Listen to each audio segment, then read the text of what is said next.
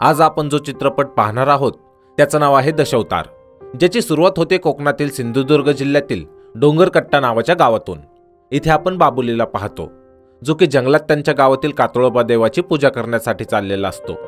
तसेच त्याच्या पाठोपाठ त्याचा मुलगा माधव सुद्धा येत असतो। पण एवढ्यात वाटेत हे काळा बिबट्या पाहतात, जो की यांच्या जवळच असलेल्या झऱ्याचं पाणी पिण्यासाठी आलेला असतो। पण माधव त्या बिबट्याला खूप घाबरतो, ज्यावर त्याचे वडील त्याला म्हणतात की तू घाबरू नकोस, कारण आपण काहीही चुकीचं केलेलं नाही, तर तोही आपल्याला त्रास देणार नाही। आता इथेच्या जंगलातील फॉरेस्ट अधिकारी वाडेकर या बिबट्याला पाणी पिताना पाहतो आणि आता तो या बिबट्याची शिकार करणार असतो। पण वाडेकर बिबट्यावर गोळी झाडणार तेव्हाच बाबुली वाडेकरला दगड फेकून मारतो, ज्यामुळे वाडेकरचा निशाणा चुकतो व बिबट्या त्याच्या नजरेसमोरून पळून जातो। आता वाडेकरला बाबुलीवर खूप राग येतो आणि तो माधवला धमकी देतो की तू तुझ्या म्हाताऱ्याला नीट समजून सांग, नेहमीच तो माझ्या शिकारीच्या मध्ये येतो, नाहीतर एके दिवशी मी त्याला गोळी मारेल। पण बाबुली मात्र त्याच्या धमकीला अजिबात घाबरत नाही आणि हे बापलेक पुढे गावातील कुलदेवाच्या मूर्तीजवळ जातात, जिथे बाबुली देवासाठी दिवाबत्ती करतो आणि या देवाला प्रार्थना करतो की ज्या प्रकारे तो बाबुलीच्या पिढ्यानपिढ्याचं, गावाचं व या जंगलाचं रक्षण करत आला आहे, तसेच रक्षण त्याने पुढेही करावं। प्रत्यक्षतः कातळोबा देव यांच्या गावाचं रक्षण करता असतो आणि बाबुली व गावकऱ्यांची या देवावर खूप श्रद्धा असते। असो, इथेच बाबुली व माधव एक जोरदार धमाक्याचा आवाज ऐकतात, जो ऐकल्यावर माधव त्याच्या वडिलांना सांगतो की त्यांच्या गावाजवळ नवीन मायनिंग सुरू होणार होती आणि बहुतेक तीच सुरू करण्यात आलेली आहे। पण एवढ्यात बाबुली पाहतो की देवाच्या मूर्तीतून धूर येत आहे, ज्यामुळे बाबुलीला समजतं की लवकरच काहीतरी अनर्थ होणार आहे। आता इथून बाबुली घरी न जाता त्यांच्याच गावात सुरू असलेल्या एका नाटकात जातो। प्रत्यक्षात बाबुली यांच्याच गावात असलेल्या जेतेश्वर दशावतार मंडळी नावाच्या एका नाटक मंडळीत कलाकार म्हणून काम करत असतो आणि हे काम तो आज नाही तर भरपूर वर्षांपासून करत असतो। त्याचबरोबर हे काम करणे त्याला खूप आवडत देखील असतं। असो, आता इथे बाबुली या दशावतारी नाटकात यमराजाची भूमिका करतो आणि हे जे नाटक असतं ते सती सावित्रीवर आधारित असतं, ज्यात सावित्रीने तिच्या पती सत्यवानाचे प्राण यमराजाकडून परत घेतले होते आणि यातच बाबुली यमराजचं पात्र करत असतो। आता यांच्या गावातील तांडेल नावाचा जो सरपंच असतो तो बाबुलीला म्हणतो की त्याला यमाचा राग काय असतो ते पाहायचं आहे, त्यामुळे मला ते दाखव, ज्यामुळे बाबुली ती भूमिका अगदी अग्रेसिव्हपणे करायला लागतो।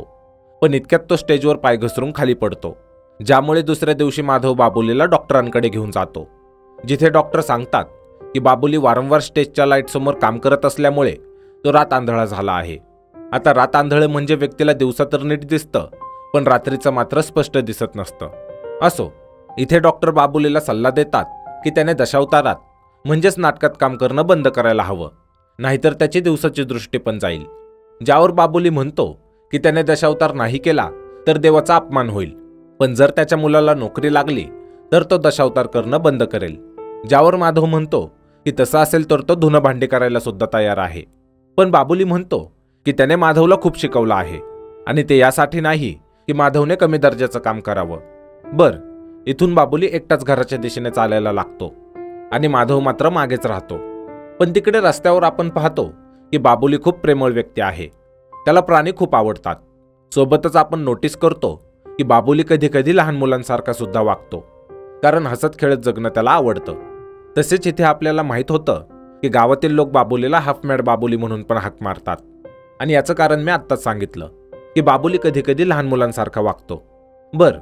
आता इथेच बाबुलीची ओळख वंदू नावाच्या मुलीसोबत होते।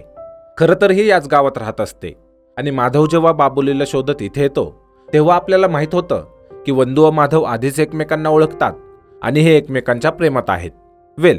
यानंतरच्या सीनमध्ये दाखवतात की पुन्हा जेव्हा बाबुली दशावतार नाटकासाठी जाणार असतो तेव्हा माधव त्याला घरात कोंडून ठेवतो आणि बाबुलीच्या नाटकातील त्याचे मित्र जेव्हा बाबुलीला घेण्यासाठी येतात तेव्हा माधव त्यांना म्हणतो की तो त्याच्या वडिलांना नाटकासाठी जाऊ देणार नाही, कारण डॉक्टरांनी सांगितलेलं आहे की जर का त्याचे वडील स्टेजच्या लाईट समोर नाटक सादर करत राहिले तर त्यांची सर्व दृष्टी जाईल।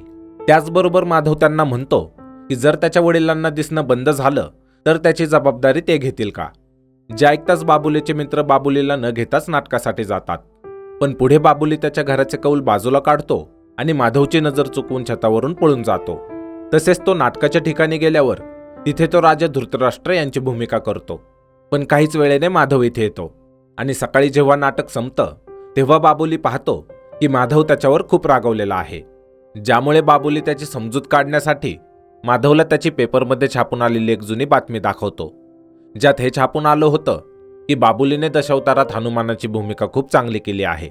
तसेच या बातमीच्या शेजारी बाबुलीने माधवचं एक पत्र देखील चिटकून ठेवलेलं असतं, जे माधवने त्याच्या वडिलांसाठी लहानपणी लिहिलं होतं. आणि यात माधवने लिहिलं होतं की त्याला त्याच्या वडिलांचे दशावतारामधील पात्र खूप आवडतात, आणि खास करून त्याचे वडील करत असलेले हनुमानाचे पात्र, ज्याच्यासाठी त्याने लिहिलेलं असतं की बाबा, तुम्ही म्हातारे झालात आणि नाटकातील इतर दशावतार करणे बंद केलं तरी हनुमानाचे पात्र वर्षातून एकदा तरी नक्की करत जा, कारण ते मला खूप आवडते. आता हे पत्र दाखवत बाबुली त्याच्या मुलाला म्हणतो की त्यानेच हे माझ्यासाठी लिहिलं होतं, त्यामुळे तो दशावतार करणं सोडणार नाही. ज्यावर माधव म्हणतो की तुम्हाला पत्राप्रमाणे करायचं आहे तर मग तसंच करा. वर्षातून फक्त एकदाच तुम्ही दशावतार करायचा, आणि तेही फक्त हनुमान जयंतीला. आता बाबुली स्वतःच्याच जाळ्यात फसल्याने माधववरती खूप चिडतो. त्याचबरोबर यानंतर आपण पाहतो की बाबुलीला नाटकात काम करून एवढे पैसे मिळत नाहीत की तो त्याचं व त्याच्या मुलाचं पोट भरू शकेल, ज्यामुळे माधव नोकरी शोधायचं ठरवतो.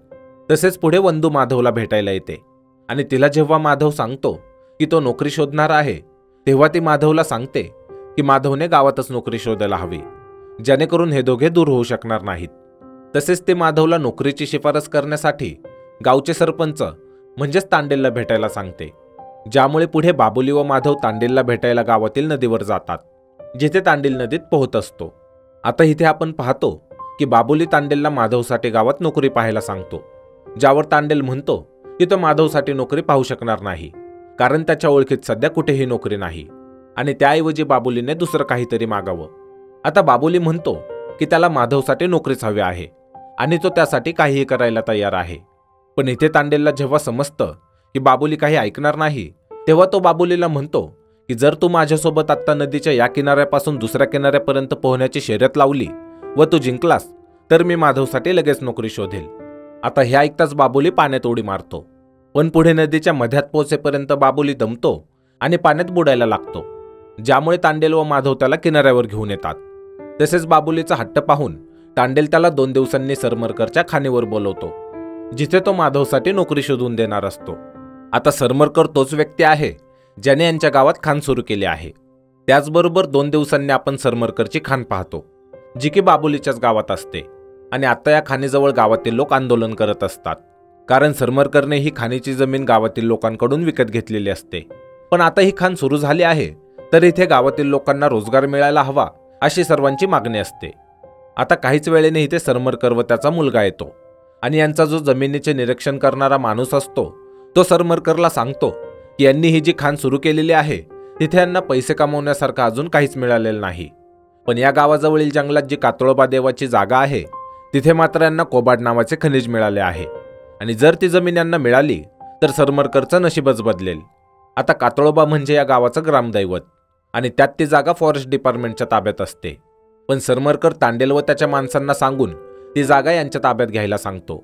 तसेच आपण पाहतो की इथे बाबुली व माधव येतात, आणि तांडेल यांना सरमरकरला भेटवतो व सरमरकरला विचारतो की माधवसाठी कुठे नोकरी आहे का, ज्यावर सरमरकर माधवला इथेच त्याच्या खाणीत काम करण्याची ऑफर देतो.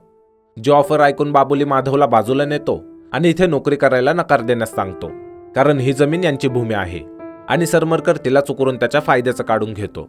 आता माधवला तर नोकरीची खूप गरज असते, ज्यामुळे तो त्याच्या वडिलांना वचन देतो की तो इथे काहीही चुकीचं करणार नाही, आणि जर चुकीचं होत असेल तर त्यात तो सहभागी होणार नाही. आता माधव सरमरकरला नोकरीसाठी होकार देतो, पण यामुळे त्याचे वडील त्याच्यावर नाराज होतात, ज्यामुळे माधव त्यांना म्हणतो की त्याची इच्छा आहे की बाबुलीने आता घरी बसून आराम करावा आणि माधवने त्याची सेवा करावी.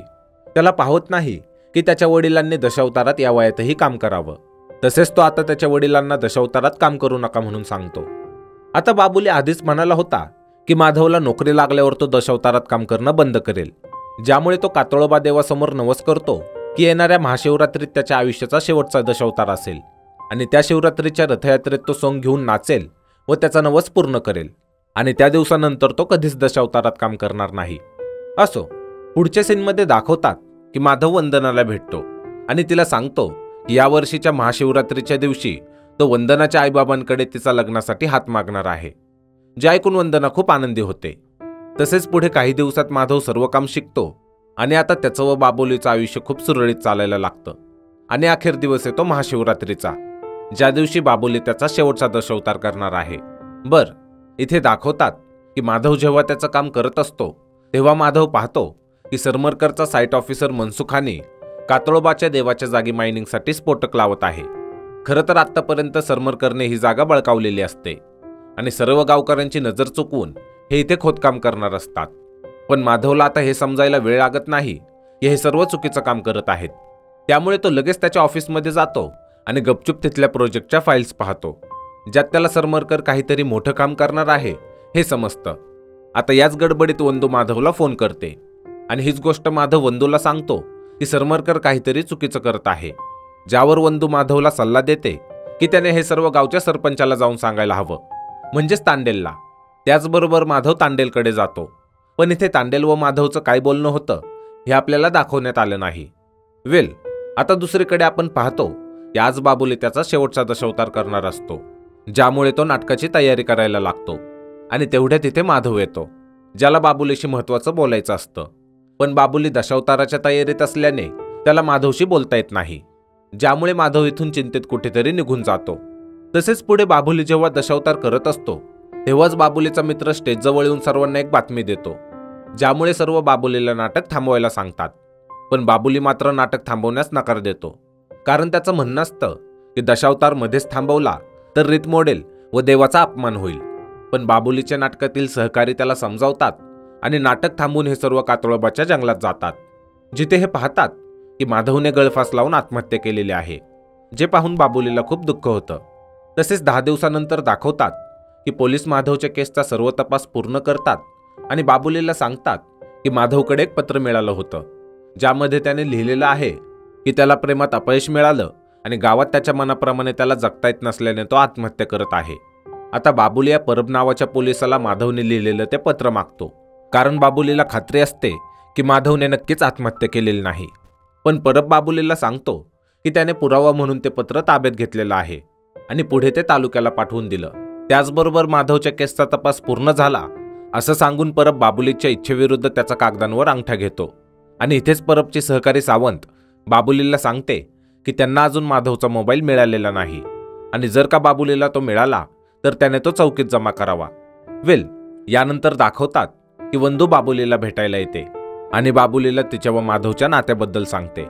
सोबतच ते सांगते की ज्या दिवशी माधवने आत्महत्या केली त्या दिवशी कातळोबाच्या माळ्यावर काहीतरी होणार होतं, जे माधवला कळालं होतं आणि त्यामुळेच तो खूप चिंतेत होता. तसेच तिथे काय होणार होतं हे माधवने वंदूला सांगितलं नाही. आता बाबुलीला खात्री होते की त्याच्या मुलाने नक्कीच आत्महत्या केलेली नाही आणि त्यात वंदूकडून बाबुलीला माहीत होतं की त्या दिवशी माधवने जे काही पाहिलं ते सांगायला तो तांडेलला भेटणार होता, ज्यामुळे बाबुली तांडेलकडे जातो. पण तांडेल म्हणतो की त्या दिवशी माधव त्याच्याकडे आलाच नव्हता. सोबतच तो बाबुलीला म्हणतो की जर बाबुलीने काही पुरावे आणून दिले तर तो स्वतः त्या पुराव्यांच्या आधारावर पोलिसांना सांगून बाबुलीला न्याय मिळवून देईल. आता तांडेलच्या सांगण्यावरून बाबुली पुरावे शोधण्यासाठी त्याच जागी जातो जिथे माधवने अखेरचा श्वास घेतला होता आणि बराच वेळ शोधल्यानंतर त्याला माधवचा मोबाईल मिळतो, जो तपासल्यानंतर त्यात बाबुली आणि वंदूला माधवची एक रेकॉर्डिंग मिळते, ज्यात तो मरण्यापूर्वी म्हणत होता की हे लोक माझा पाठलाग करत आहेत आणि ते मला मारतील. तसेच तो मरण्यापूर्वी तांडेलचं नाव घेतो. आता या रेकॉर्डिंगच्या आधारावर बाबुली पोलीस चौकीत जातो आणि परबला मोबाईल देऊन योग्य तो तपास करायला लावतो. पण परब मात्र वंदूलाच आरोपी ठरवतो, कारण माधवने मरण्यापूर्वी तिला शेवटचा कॉल केला होता आणि आपल्याला तर माहीत आहे की परबने आधीच माधवचा खोटा रिपोर्ट बनवला होता, ज्यात त्याने माधवच्या मरण्याचं कारण लिहिलं होतं की त्याला प्रेमात अपयश मिळालं म्हणून. आणि तेच सिद्ध करत तो माधवच्या मोबाईलमध्ये मिळालेल्या वंदूच्या कॉलवरून तसेच मेसेजवरून तिला आरोपी ठरवतो आणि तिला तुरुंगात टाकतो. यानंतरच्या सीनमध्ये दाखवतात की पोलीस पाटील परब, सरपंच तांडेल, फॉरेस्ट अधिकारी वाडेकर आणि सरमरकरचा साईट ऑफिसर मनसुखानी हे चौघे बाबुलीला गावातून उचलून जंगलात नेतात आणि तिथे त्याला खूप मारतात. तसेच ते सांगतात की माधव जेव्हा तांडेलकडे आला होता तेव्हा त्याने माधवला फसवून जंगलाच्या दिशेने पाठवून दिलं आणि तिथे या चौघांनी त्याला गाठून मारून टाकलं, कारण माधवला माहीत झालं होतं की हे चौघे सरमरकर सोबत मिळून कातळोबाच्या जागी मायनिंगसाठी स्फोटकं लावत आहेत.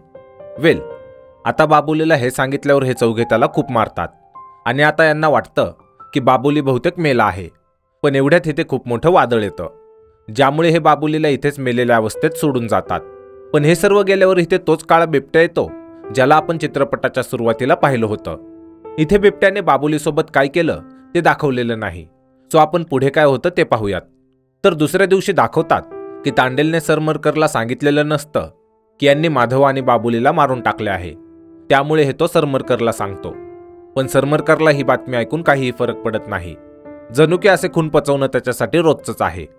असो, आता इथेच आपल्याला माहीत होतं की अजून यांनी कातळोबाच्या जागी लावलेली स्फोटकं ब्लास्ट केलेली नाहीत. कारण मागच्या वेळी जेव्हा तांडेल तिथे स्फोट करण्याचा प्रयत्न करत होता तेव्हा अचानक तिथे वीज पडली आणि यांचे 2 कामगार जखमी झाले.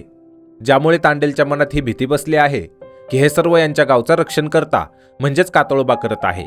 पण सरमरकर तांडेलला धमकावून लवकरात लवकर तिथे ब्लास्ट करायला लावतो. यानंतर 7-8 दिवस उलटतात आणि आपण पाहतो की तांडेल परब वाडेकर आणि मनसुखानी जंगलात दारू पित आहे. जिथे मनसुखानी यांना सांगतो की त्याला भीती वाटत आहे कारण यांनी 2 खून केले आहेत आणि जर प्रकरण सर्वांसमोर आलं तर मनसुखानीचं सर्व जीवन उद्ध्वस्त होईल. ज्यावर वाडेकर म्हणतो की मनसुखानीला 1 खून विसरण्यासाठी दुसरा खून करावा लागेल. पण मनसुखानी आणखी खून करू शकत नाही. त्यामुळे हे रानडुकराची शिकार करायचं ठरवतात. तसेच परबला सोडलं तर बाकी तिघे रात्रीच्या अंधारात रानडुकराची शिकार करण्यासाठी जातात. पण बराच वेळ जंगलात भटकल्यानंतर यांना शिकार मिळतच नाही आणि त्यात वाडेकर व तांडेल पैज लावतात की यांच्यातील कोण सर्वात आधी डुक्कर पकडून दाखवेल. ज्यामुळे इथून वाडेकर व तांडेल वेगवेगळे शिकारीसाठी जातात. आता वाडेकरला तर जंगलात एकटं शिकार करण्याची सवय असते.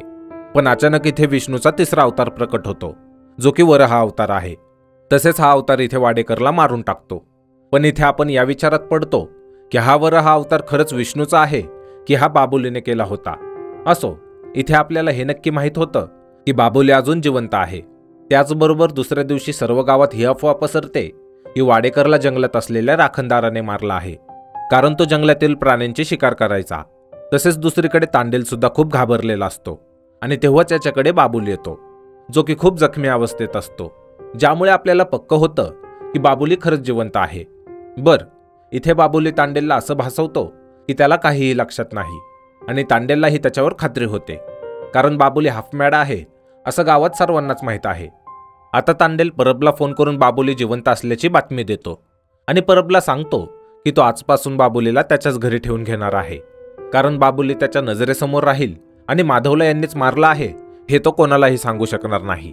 पण पुढे आपण पाहतो की तांडेल जेव्हा नदीत पोहायला जातो तेव्हा बाबुली देखील त्याच्या पाठोपाठ जातो.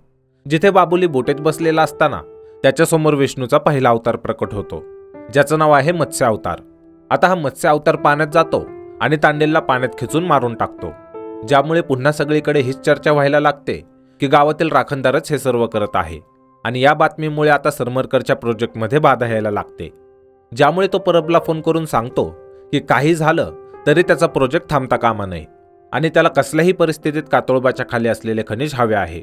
तसेच पुढच्या सीनमध्ये आपण परबची पोलीस चौकी पाहतो जिथे सरमरकरचा मुलगा परबला भेटायला आलेला असतो कारण परबमुळे यांच्या मायनिंगचं काम थांबलेलं आहे. पण इथेच तो वंदूला पाहतो ज्यामुळे तो वंदूला म्हणतो की जर तिला या केसमधून सुटायचं असेल तर तिला आजची रात्र त्याच्यासोबत घालवावी लागेल नाहीतर अशीच ती गजाआड राहील. आता वंदू मॉन्टीला भेटण्यासाठी तयार होते खरी पण ती इथून सुटल्यावर लगेच बाबुलीला जाऊन भेटते आणि त्याला हे सर्व सांगते. ज्यामुळे बाबुलीला समजतं की त्याच्या मुलाने ज्या कातळोबाच्या जागेसाठी त्याचा जीव गमावला त्या जागेवर 3 जीव गमावल्यानंतर ही मायनिंग होणारच आहे. त्यामुळे बाबुली हे सर्व मुळापासून थांबवायचं ठरवतो. ज्यासाठी बाबुली त्याच्या नाटकातील मित्राला विष्णूंनी घेतलेला मोहिनीचा अवतार करायला लावतो आणि मॉन्टी जेव्हा वंदूला भेटण्यासाठी येणार असतो तेव्हा बाबुली त्याच्या मित्राला मोहिनीच्या वेशात मॉन्टीच्या गाडीसमोर जायला सांगतो. आता होतं देखील बाबुलीच्या प्लॅनप्रमाणेच. मॉन्टी जेव्हा बाबुलीच्या मित्राला सुंदर स्त्री समजून तिच्या मागे जायला लागतो तेव्हा बाबुली मॉन्टीला किडनॅप करून घेतो. तसेच दुसऱ्या दिवशी बाबुली सरमरकरसाठी धमकीचं एक पत्र पाठवतो ज्यामध्ये त्याने लिहिलेलं असतं की 4 दिवसांनी हनुमान जयंती आहे आणि जर का त्याआधी सरमरकरने त्याची खाण बंद करून तो या गावातून निघून गेला नाही तर हनुमान जयंतीच्या दिवशी खाणीसोबत त्याच्या मुलाला सुद्धा जाळून टाकण्यात येईल. यानंतर दाखवतात की मॉन्टीला वाचवण्यासाठी सरमरकर मायकल नावाच्या एका इन्स्पेक्टरला फोन करतो आणि त्याला सांगून मॉन्टीला वाचवायला लावतो. पण मायकल हा खूप इमानदार पोलीस असतो आणि त्यात त्याला सरमरकरचे सर्व काळे धंदे माहीत असतात. त्यामुळे तो हे काम करण्यास नकार देतो. पण सरमरकर त्याला म्हणतो की तुला फक्त मॉन्टीला वाचवायचं आहे आणि बाकी कोणत्या गोष्टीकडे तू लक्षच द्यायचं नाही. आता मायकल देखील या अटीवर सरमरकरचं काम करण्यासाठी तयार होतो की तो सरमरकरचं कोणतंही बेकायदेशीर काम करणार नाही, शिवाय मॉन्टीला वाचवायचं. तसेच मायकल बाबुलीच्या गावी येतो, जिथे तो गावातील एका हॉटेलवर भजी खाण्यासाठी त्याची गाडी थांबवतो. पण हॉटेलवाला मायकलला सांगतो की सर्व भजी संपले आहेत. आता इथेच बाबुली सुद्धा असतो आणि तो जेव्हा या दोघांचं बोलणं ऐकतो तेव्हा तो मायकलला त्याच्याकडची भजी खाण्यासाठी आवाज देतो. आता मायकलला तर भजी खायची असतात, त्यामुळे तो बाबुलीकडून काही भजी घेऊन खायला लागतो. तसेच इथे या दोघांमध्ये थोड्या गप्पा होतात आणि बाबुली इथून निघून जातो. यानंतर दाखवतात की मनसुखानीला जेव्हा माहीत होतं की या गावात नवीन इन्स्पेक्टर येणार आहे तेव्हा तो पोलीस चौकीत जातो आणि परबला सांगतो की त्याला नवीन साहेबाला सर्व काही खरं खरं सांगायचं आहे की त्याच्याकडून 2 खून झाले आहेत म्हणून, जेणेकरून तो यांची मदत करू शकेल, नाहीतर त्याचा पण तांडेल आणि वाडेकर सारखा जीव जाईल. पण परब मनसुखानीला सांगतो की हा नवीन साहेब खूप इमानदार आहे आणि तो कोणाचाही न ऐकता त्याच्या मनासारखं करतो. तसेच त्याला इथे काय काय घडत आहे याबद्दल काही माहीत नाही आणि तू सुद्धा सांगू नकोस, असं बोलून परब मनसुखानीला इथून पाठवून देतो. तसेच काही वेळेने मायकल इथे येतो आणि त्याची ड्युटी जॉईन करतो. पण इथे मायकलला समजतं की परब केसचा नीट तपास करत नाहीये, त्यामुळे तो परबला ही केस सावंतबाईच्या हाती सोपवायला सांगतो. त्याचबरोबर हे जेव्हा मॉन्टीला ज्या जागेवरून किडनॅप करण्यात आलं होतं तिथे जातात तेव्हा मनसुखानी मायकलला फोन करून भेटायला बोलवतो, कारण तो मायकल समोर सर्व कबूल करणार असतो. पण मायकल मनसुखानीला भेटणार त्यापूर्वीच बाबुली विष्णूचा नरसिंह अवतार करून मनसुखानीच्या घरी जातो आणि त्याला मारून टाकतो. तसेच मायकल जेव्हा मनसुखानीला भेटायला येतो तेव्हा मरण्यापूर्वी मनसुखानी जंगलाच्या दिशेने बोट करतो, ज्यामुळे मायकलला समजतं की नक्कीच किडनॅपरने मॉन्टीला जंगलात लपवून ठेवलं असणार, ज्यामुळे मायकल आता मॉन्टीला जंगलात शोधणार असतो. आता मायकल काही शिकाऱ्यांना बोलावतो. तसेच त्यांच्या कुत्र्यांच्या मदतीने जंगलात मॉन्टीला शोधायला लागतो. आणि इकडे बाबुली जेव्हा कुत्र्यांचा आवाज ऐकतो तेव्हाच मॉन्टी बाबुलीच्या तावडीतून सुटून जंगलात पळून जातो, ज्यामुळे बाबुली मॉन्टीला पुन्हा पकडण्यासाठी त्याच्या मागे जातो आणि काहीच वेळाने त्याला पुन्हा पकडतो. त्याचबरोबर इकडे मायकलच्या लोकांना बाबुलीने मॉन्टीसाठी आणलेली भजी मिळतात आणि ही भजी ज्या पेपरच्या कागदात असतात तो कागद पाहिल्यावर मायकलला माहीत होतं की हा तोच कागद आहे ज्यातील भजी बाबुलीने त्याला हॉटेलवर खाण्यासाठी दिली होती. पण पुढे बाबुली मायकलला सुद्धा एक चिठ्ठी पाठवतो, ज्यात तो मायकलसाठी लिहितो की त्याने आलं तसं परत जावं, कारण हनुमान जयंतीला फक्त 48 तास बाकी आहेत आणि जर का तोपर्यंत सरमरकरची खाण बंद झाली नाही तर तो मॉन्टीला मारून टाकेल. आता मायकलला तर बाबुलीवर संशय असतो आणि या पत्राने त्याला खात्री होते की हे बाबुलीच करत असणार, त्यामुळे तो बाबुलीच्या घरी जातो, जिथे गेल्यावर मायकल पाहतो की बाबुली कुठेतरी जाण्याच्या तयारीत आहे. आता इथे मायकल बाबुलीला म्हणतो की ज्या कागदात तू मला भजी दिली होती तोच कागद मला मॉन्टी जिथे किडनॅप झाला तिथे मिळाला आहे. तसेच मायकल त्याला मिळालेल्या चिठ्ठीबद्दल सुद्धा सांगतो. खरं तर तो बाबुलीला इनडायरेक्टली हे सांगत असतो की बाबुलीच हे सर्व करत आहे हे त्याला माहीत झालं आहे. पण बाबुली म्हणतो की तो म्हातारा आहे आणि त्याला नीट दिसत सुद्धा नाही, तो कसं कोणाला मारू शकेल, व तसेही कोर्टात पुरावे लागतात आणि तुम्ही कोर्टात भजनचा कागद व चिठ्ठी दाखवून मला शिक्षा कशी देणार. आता मायकलला समजतं की जरी बाबुली म्हातारा असला तरी तो खूप हुशार आहे आणि आता तर हनुमान जयंतीला 38 तास बाकी आहेत, ज्यामुळे बाबुलीला कसलीही हालचाल करता येऊ नये. त्यामुळे मायकल त्याच्यावर लक्ष ठेवण्यासाठी बाबुलीला त्याच्याच घरात कोंडून ठेवतो आणि परबला बाबुलीवर नजर ठेवण्यासाठी पाठवून देतो. पण परब मात्र बाबुलीला मारण्यासाठी त्याच्या सर्व घरात रॉकेल टाकतो आणि त्याचं घर पेटवून देतो, कारण बाबुलीमुळे यांना खूप त्रास झाला आणि बाबुलीच राहिला नाही तर यांचं सर्व प्रकरण बंद होऊन जाईल. आता मायकल जेव्हा बाबुलीचं घर जळताना पाहतो तेव्हा परब त्याला सांगतो की बाबुलीने घरासोबत स्वतःलाही जाळून घेतलं. पण मायकल यामुळे आता चिंतेत पडतो, कारण बाबुलीच एक होता ज्याच्याद्वारे तो मॉन्टीला शोधू शकणार होता. तसेच दुसऱ्या दिवशी गावात मॉन्टीचा एक व्हिडिओ व्हायरल होतो, ज्यात तो त्याच्या वडिलांच्या सर्व काळ्या कर्तृत्वे उघड करतो आणि स्वतःला वाचवण्यासाठी तो लोकांकडे मदत मागतो. सोबतच व्हिडिओमध्ये असलेल्या आगीच्या सावलीवरून मायकलला माहीत होतं की बाबुली अजून जिवंत आहे आणि त्यानेच मॉन्टीला किडनॅप केलेला आहे. त्याचबरोबर पुढे मायकलला माहीत होतं की मॉन्टी किडनॅप होण्यापूर्वी त्याने वंदूला पोलीस चौकीतून सोडवलं होतं. तसेच मायकलला वंदूच्या IP ॲड्रेसवरून माहीत होतं की मॉन्टीचा व्हिडिओ वंदूनेच केला होता, ज्यामुळे मायकल वंदूला चौकशीसाठी चौकीत घेऊन येतो आणि तिला बाबुलीची माहिती द्यायला सांगतो. पण वंदू काहीच सांगत नाही. त्यामुळे मायकल म्हणतो की तू जर त्याच्याबद्दल सांगितलं नाही तर तो मला सापडणारच नाही, असं नाही होणार. ज्यावर वंदू म्हणते की बाबुली देवाचा माणूस आहे आणि तुम्ही त्याला पकडू नाही शकणार. यानंतर आपण हनुमान जयंतीचा दिवस पाहतो आणि आता पोलीस बाबुलीच्या नावाने तो दिसता क्षणी गोळी घालायची ऑर्डर पास करतात।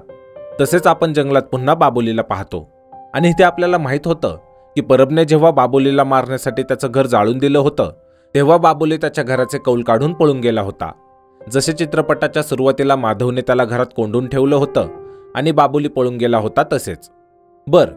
आता इथेच बाबुलीचा मित्र त्याला सांगतो की बाबुलीच्या नावाने शूट ॲट साईटची ऑर्डर निघाली आहे आणि पोलीस त्याला सर्व ठिकाणी शोधत आहेत। आता हे ऐकल्यावर बाबुली इथून निघून जातो आणि सरळ गावात पोहोचतो जिथे आज हनुमान जयंतीनिमित्त रामायणाचं नाटक होणार असतं। तसेच इथे बाबुली हनुमानाचं रूप करून स्टेजवर जातो कारण हनुमानाची भूमिका माधवला खूप आवडायची। इथे आपण पाहतो की बाबुली त्याच्या मुलाला आठवत खूप भावुक होतो। तसेच दुसरीकडे दाखवतात की सरमरकर, मायकल आणि परब सुद्धा इथे आलेले असतात कारण त्यांना माहीत झालेलं असतं की आज बाबुली इथे नाटकात परफॉर्मन्ससाठी नक्की येणार। आता सरमरकर मायकलला म्हणतो की तू लवकर मॉन्टीला शोध आणि तोपर्यंत आम्ही इथे बाबुलीला पाहतो।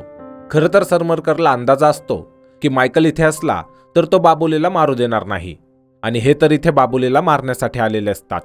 तर यानंतर सरमरकर परबला त्याच्याकडची एक गन देतो आणि बाबुलीला मारून टाकायला सांगतो। तसेच इकडे स्टेजवर आपण पाहतो की बाबुली हनुमानाची भूमिका करत असतो, पण तेव्हाच इथे परब येतो आणि बाबुलीला ओळखून त्याला गोळी मारण्याचा प्रयत्न करतो। पण त्याच वेळी स्टेजवर रामायण नाटकातील शेवटचा सीन सुरू असतो ज्यात श्रीराम रावणाचा वध करणार असतात आणि याच वेळी बाबुली श्रीरामांचं धनुष्य परबच्या दिशेने वळवतो ज्यामुळे बाण सरळ परबला जाऊन लागतो आणि परब जागीच मरण पावतो। आता हे पाहून मायकल व सरमरकर लगेच इथे पोहोचतात, पण एवढ्यात बाबुली इथून पळून जातो। तसेच मायकलने बाबुलीला हनुमानाच्या वेशात जंगलाच्या दिशेने पळून जाताना पाहिलेलं असतं ज्यामुळे मायकल व सरमरकर त्यांच्या माणसांसोबत बाबुलीला शोधण्यासाठी जंगलात जातात। पण या जंगलात बाबुलीने खूप सारे सापळे लावून ठेवलेले असतात ज्यात सरमरकर आणि मायकलचे खूप सारे लोक एक एक करून फसतात, पण तरी शेवटी हे बाबुलीला शोधून काढतात। पण यापूर्वी की हे बाबुलीला पकडतील तेव्हाच जंगलातील काळा बिबट्या इथे येतो व तो बाबुलीला वाचवत बाकी सर्वांवर हल्ला करतो आणि एवढ्यात बाबुली इथून पळून जातो। आता दुसरीकडे आपण मॉन्टीला पाहतो ज्याला फासावर चढवण्यासाठी त्याच्या गळ्यात रस्सी टाकलेली असते। तसेच बाबुली त्याच्या जवळ येतो आणि त्याची रस्सी कापायला लागतो जसे की तो मॉन्टीला मारणारच आहे। पण एवढ्यात इथे मायकल व सरमरकर येतात आणि बाबुलीला थांबायला सांगतात, पण बाबुली थांबत नाही व तो रस्सी कापून टाकतो। पण तेव्हाच आपल्याला माहित होतं की खरं तर बाबुली ती रस्सी कापून मॉन्टीला मारत नव्हता तर तो त्याला सोडून देत होता। त्याचबरोबर तो सरमरकरला म्हणतो की आत्ताच्या आत्ता मायनिंग बंद करून टाक आणि हे गाव सोडून जा कारण तुझ्यामुळे इथल्या जंगलाचं व प्राण्यांचं नुकसान होत आहे। तसेच बाबुली हे बोलून स्वतःला मायकलच्या हवाली करतो, पण तेव्हाच सरमरकर बाबुलीला गोळी मारतो ज्यामुळे बाबुली जखमी होतो। आता मायकल रागात म्हणतो की हे तू काय केलंस, तो सरेंडर झाला होता, मग तू गोळी का चालवलीस। तसेच एवढ्यात इथे वंदू आणि इथले गावकरी येतात कारण मॉन्टीच्या व्हिडिओमुळे सर्वांना सरमरकरच्या काळ्या कर्तुतीबद्दल माहीत झालं होतं। आता इथे वंदू बाबुलीला दवाखान्यात घेऊन जाण्याचा प्रयत्न करते, पण बाबुली त्यासाठी नकार देतो। तो म्हणतो की मला जे करायचं होतं ते मी केलं, मी माझ्या माधवला न्याय मिळवून दिला आणि खाणीचं सत्य सर्वांसमोर आलं। तसेच या सर्वात सरमरकर इथून पळून जाण्याचा प्रयत्न करतो, पण गावकरी त्याला घेरून घेतात आणि मायकल हे सर्व पाहून सुद्धा त्यांना थांबवत नाही व सरमरकरला गावकऱ्यांच्या हवाली करतो। सोबतच मायकल बाबुलीच्या सांगण्यावरून त्याला कातळोबाच्या मूर्तीजवळ घेऊन जातो आणि बाबुलीला इथेच झोपवतो। त्याचबरोबर इथे बाबुली त्याच्या शेवटच्या क्षणात स्वतःला त्याच्या मुलाच्या म्हणजेच माधवच्या मांडीवर झोपलेला पाहतो। त्याचबरोबर इथे बाबुली अखेरचा श्वास घेतो आणि त्याचे प्राण सोडून टाकतो व यासोबतच हा चित्रपट इथेच संपतो।